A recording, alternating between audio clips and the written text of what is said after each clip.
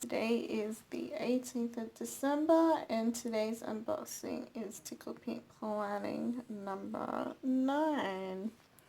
Let's see what today's washi is. What's in this cute little bag? I've loved them all so far. They've been awesome. What's this one? Okay. Ooh, it's like beach themed. Perfect for this time of year in January. Beach theme. Love it. Let's open it up.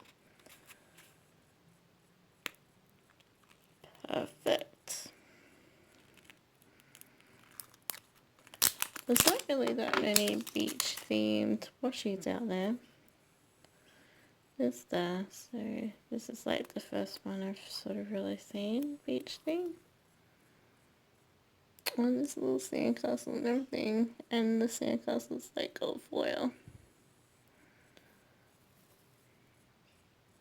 The sand's like speckled foiled too. Awesome. Let's pop it out and we'll do a close up. So here's the close up. So pretty. Love it. Thank you, Tickled Pink Planning. Definitely love this one. Thanks for watching, guys. I will see you tomorrow for the next unboxing, which is Beehaven Designs. Have a great day or night.